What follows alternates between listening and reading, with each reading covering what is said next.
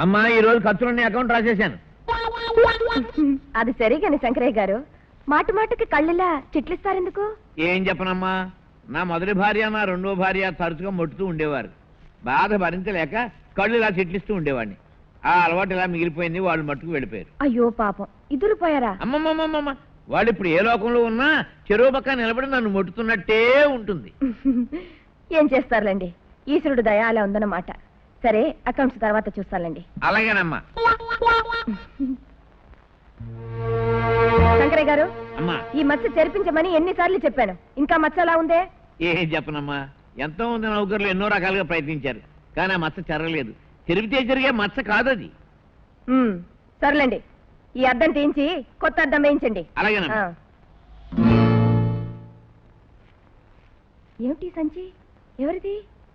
ఏ ఎలమేలు, ఏంటమ్మగారు ఈ సంచి ఎవరిది? నాదే నమ్మగారు. దుకాణం దగ్గరికి వెళ్ళి సరుకులు కొన్నట్టుగా. ఎందుకు తెచ్చావని అడగడం లేదు, దాన్ని ఎందుకు పెట్టావు అంటున్నాను. తొందరలో మర్చిపోయి దిక్కుమాలిన సంచిని పట్టుకొచ్చి టీపాయ్ మీద సోఫాలో పెడతావా? 1,00,000 సార్లు చెప్పాను, వస్తువైనా మనుషులైనా ఎవరి స్థానంలో వాళ్ళు ఉండాలి అని. అవునా? అవునమ్మగారు. ఏమిటి మీరు ఇంకా అలా నిలబడ్డారు? వెళ్ళా పని చూడండి. అలాగేనమ్మా. వచ్చారా? నేను ఫోన్ చేస్తే తప్ప ఈ ఇల్లు ఇల్లాలు గుర్తుకు రావనుకుంటాను. అది కాదు సుజ, కాస్త అర్జెంట్ పని వచ్చి. మీకు పని లేనిదెప్పుడు, అది అర్జెంట్ కానిదెప్పుడు? అన్నయ్య గారు, మీరు డాక్టర్ కదా, మీరైనా కాస్త గట్టిగా చెప్పండి ఆయనకి. ఒక రోజు కూడా వేళకి ఇంటికి రావడం, తిండి తినడం, పడుకోవడం ఏమీ ఉండవనుకోండి. ఏమిటంటే ఫ్యాక్టరీ, బిజినెస్, వ్యాపారం, వ్యవహారం అని కబుర్లు చెప్తారు.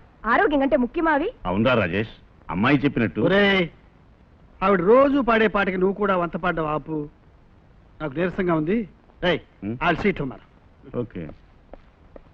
చూసారా అన్నయ్య గారు ఆయన వరుస? చిన్నప్పటి నుంచి చూస్తూనే ఉన్నానమ్మా, కొత్తేం కాదుగా. వాడి పద్ధతే అంత. వస్తానమ్మా. అలాగే. అయ్యో రామా, తిరిగి వచ్చారు. స్నానం చేసి భోంచేస్తారో ఏమో, కనుక్కునే లేదు. అమ్మా, నేను కష్టపడి సంపాదించి అత్తయ్యకి మావయ్యకి సాయపడాలని దీవించమ్మా. నాయనా సత్యమూర్తి, పోయిన వాళ్ళకి దండాలు పెట్టడం కాదు, ఉన్న వాళ్ళని కష్టపెట్టకుండా బతకటం నేర్చుకో. సచ్చి చెడి ఇన్నేళ్లు పోషించావు, ఇకనైనా సవ్యంగా పనిచేసుకుని నీ కాళ్ళ మీద నువ్వు నిలబడటం నేర్చుకో. అర్థమైందా? అబ్బా, ఎందుకే అస్తమానం వాడి మీద ఎగురుతావు? వాళ్ళ అమ్మలాగే వాడు మెతక మనిషి, అమాయకుడును. ఏంటి? వాళ్ళమ్మ అమాయకురాలా? జగమొండి తగలబండి కొంపలోంచి బయటపడి మన ఇంటికి వచ్చి తలదాచుకుని బిడ్డలకి అంది. ఆశ్రయం ఇచ్చి దాన్ని పోయే వరకు కళ్ళల్లో పెట్టు చూసుకున్నాం కదా. మనకన్నా చెప్పిందా ఆడు తండ్రి ఎవరా? ఎన్నిసార్లు అడిగినా మాట్లాడేది కాదు. ఆఖరికి ప్రాణం పోయేటప్పుడు కూడా బతిమాలు అడిగాను, వీడు తండ్రి ఎవరో చెప్పవే, ఈ బిడ్డను తీసుకెళ్లి ఆ మహానుభావుడికి అప్పగిస్తామని. చెప్పిందా? లేదే. మొంటి మనిషి అని. చాలేవే, ఎప్పుడో పోయిందని ఇప్పుడు తిడుతూ కూర్చుంటావు. సర్లే, నాకు టైం మీద వెళ్ళి వస్తా.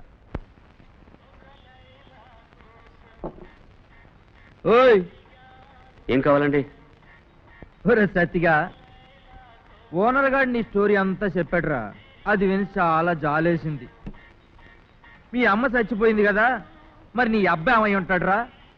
ఎక్కడో ఉండి ఉంటాడు మా నాన్న. ఏదో రోజు నన్ను కలుస్తాడనే నమ్మకం. ఆడెందుకు కలుస్తాడురా? ఆడెవడో బాగా సొమ్మున్న నా కొడుకై ఉంటాడు. మీ అమ్మని ఎర్రిదాన్ని చేసి వాళ్ళలోకి లాక్కుని వాడుకునేటో పారిపోయాడు. తెలియకుండా ఆయన గురించి అలా మాట్లాడుకో. ఏంట్రోయ్, పౌరుషం పొడుచుకొచ్చింది. నీ బాబుది ఊరు పేరు తెలవదు గానీ ఆడేదో పెద్ద మంచోడు అన్నట్టు మాట్లాడుతున్నావు. మా నాన్న నిజంగా మంచివాడు. ఎందుకని? మీ అమ్మ కడుపు చేసి పారిపోయాడైనా? నా మీదే చేస్తావురా నా కొడక.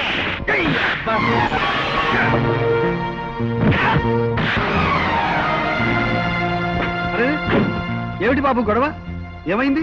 ఇంకాస్తుంటే కాలు కింద పడేవాడి.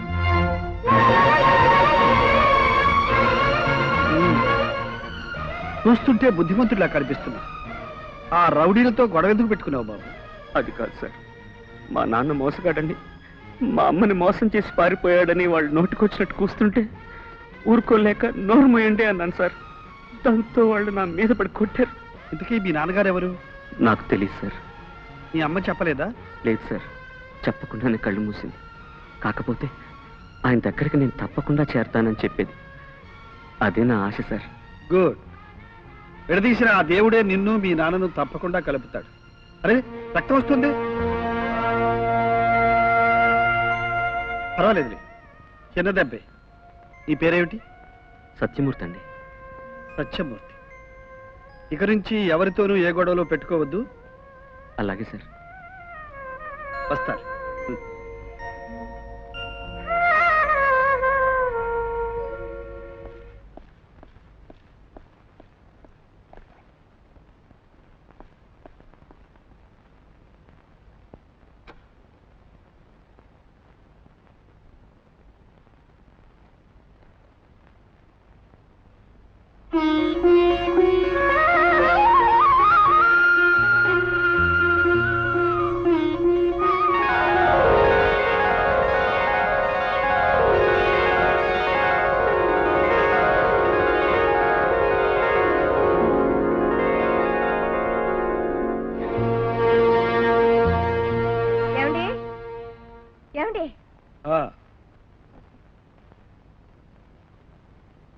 ఏమిటివి? నా మతిమరుపు మండ. మీకు ఇష్టమని తాతారావుతో చెప్పి గార్లు చేయించాను, తినండి. మీకు ఇష్టం అన్నారుగా, అందుకే స్వయంగా నా చేత్తో గారెలు చేశాను, తినండి. ఎలా ఉన్నాయి? ఏమిటండి పళ్ళెం వంక చూసి మీలో మీరే నవ్వుకుంటున్నారు? నేను నవ్వానా? అబ్బే నాకేం తెలియదే. సరే నువ్వు వెళ్ళి, నాకు కాస్త తలనొప్పిగా ఉంది. అయ్యో రామా, తలనొప్పి అంటే చెప్పరేమిటండి. ఉండండి, అమృతాంజనం తెచ్చి రాస్తాను. ఇదిగో నాకు అమృతాంజనం అక్కర్లేదు, తలనొప్పి ఎక్కువగా లేదు, ఏదో ఒంట్లో నీరసంగా ఉంది అంతే. ఏమిటండి మీరు కాసేపు తలనొప్పి అంటారు, ఒళ్ళు నీరసం అంటారు, ఇప్పుడు ఏదో పరధ్యానంగా ఉంటారు, తిండి సరిగా తినరు. ఏమైంది మీకు? నాకేమీ కాలేదు. ఏడుకుంటలవాడా వెంకటరమణ, ఆయన చల్లగా చూడుతండి. ఏమిటి గొడవ? ఉండండి, గోపాలన్న గారికి ఫోన్ చేసి రమ్మంటాను. సుజా, ఇప్పుడు వాడినేం పిలవక్కర్లేదు, నా మాట విను. మీరేం మాట్లాడకండి. ఆరోగ్య విషయంలో అశ్రద్ధ చేస్తే తర్వాత బాధపడాలి. మీరు ఊరుకోండి, నేను ఇప్పుడే ఫోన్ చేసి అర్జెంటుగా రమ్మంటాను.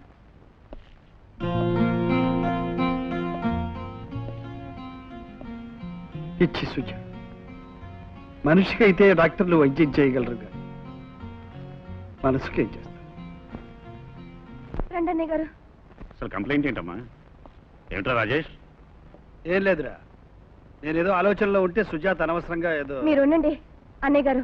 ఈ మధ్య ఈయన ఎప్పుడు ఏదో ఆలోచనలో ఉంటూ తనలో తను నవ్వుకుంటూ అదో రకంగా ఉంటున్నారు. పైగా ఇదివరకటి హుషారు కాస్త పోయి ఎప్పుడు నీరసం అను నొప్పను అనటం, తిండి సరిగా తినకపోవడం ఒకటి కాదనుకోండి. ఇదంతా చూస్తుంటే ఒక విచిత్రమైన వ్యాధి అనిపిస్తోంది. గతంలో చేసిన కొన్ని పనులకు ఫలితంగా ఇలాంటి వ్యాధి వస్తుంది. దీనివల్ల గుండెకి ఎవరో నొప్పి పెట్టినట్టు, అది కాలి మండిపోతున్నట్టు ఉంటుంది. ఏమంటారా రాజేష్? నిన్ను నోరు మొయ్యమంట. అదేమిటండి, ఆయన అంతా అభిమానంగా వచ్చి ఆ విచిత్రమైన రోగం గురించి వివరంగా చెప్తూ ఉంటే నూరు మొయ్యమంటారేమిటి? ఇలా అనటం కూడా రోగ లక్షణమేమో కదా అన్నయ్య గారు. కరెక్ట్ అమ్మా, కరెక్ట్. చూడు, ఈ రోగానికి ఈ టాబ్లెట్లు వేసుకుంటే సరిపోతుంది. ఉండండి, మంచి నీళ్ళు తీసుకొస్తాను.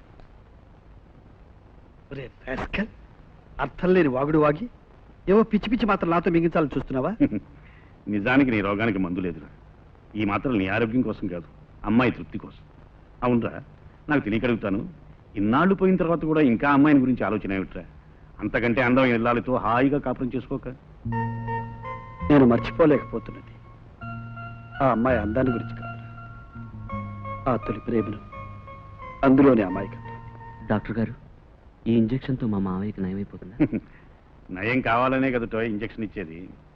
ఏ రమణయ్య, నిన్ను గురించి మీ మేనడు మహా బాధపడిపోతున్నాడు. తనకి ఇష్టమైన వాళ్ళకి ఏ కష్టం వచ్చినా ముందు వీడు బాధపడిపోతాడండి.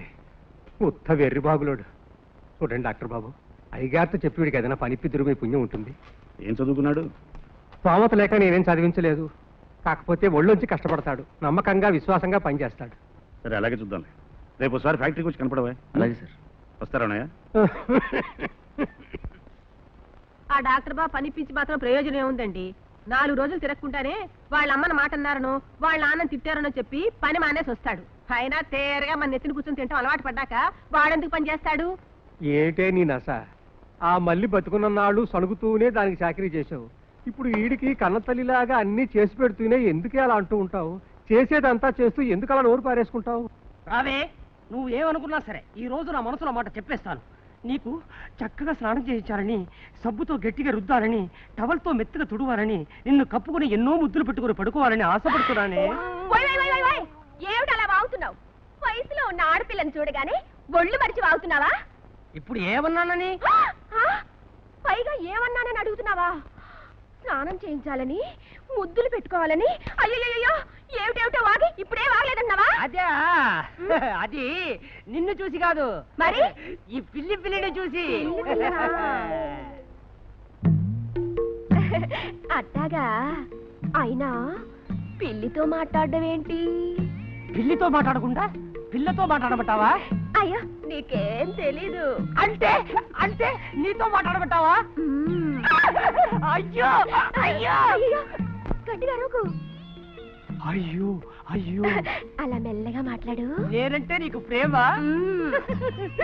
అల్మే, నేను వండిన ప్రతి వంటకాన్ని నీకు స్పూన్ తో రుచి చూపించడం ఎందుకో తెలుసా? ఎందుకు? నేను స్పూన్ తో తీసి నీ నోట్లో పెడతాను, నువ్వు తినేసి వెళ్ళిపోతావు. ఆ తరువాత అదే స్పూన్ తో నేను తింటాను. అయ్యో మన మధురమైన ఈ ప్రేమ స్పూన్ ద్వారా కాకుండా నేరుగా నోటితో. అయ్యో అన్ని వట్టి మాటలే. అంటే ఎవరో చూస్తారు వస్తా. నన్ను అడిగితే నేను ఇవ్వనా? ఏంటది? కష్టపడి నా జేబు నుంచి తీసేవే అది. డబ్బా? ఆ డబ్బా కాదు, డబ్బు. ఉత్తినే తీసేలావయ్యా, పెట్టైనా. ఛే, నేను ఇస్తూ ఉంటాను, నువ్వు దాస్తూ ఉండాలి. శంకరయ్య గారు, నేను క్లబ్కి వెళుతున్నాను, ఫోన్లు ఏమైనా వస్తే చూడండి. అలాగేనమ్మా. అమ్మా, ఏమిటి రంగన్న, ఎవరి అబ్బాయి? అయ్యగారి దగ్గరికి పని కావాలని వచ్చాడు. ఇంట్లో ఏదైనా పని ఉంటే చూపించమని ఇక్కడికి పంపించారు. నమస్కారం అండి. నీ పేరేమిటి? సత్యమూర్తి అండి. శంకరయ్య గారు, అమ్మా. ఇతను ఇక్కడే ఉంచి ఏవైనా పనులు చెప్తుండండి. నాకు టైం అయింది, నేను వెళ్ళొస్తాను. సరేనమ్మా. రారా కుకుంబ. నా పేరు కుకుంబుడు కాదండి. కాకపోయినా నేను అలాగే పిలుస్తాను రా కొండగోళ.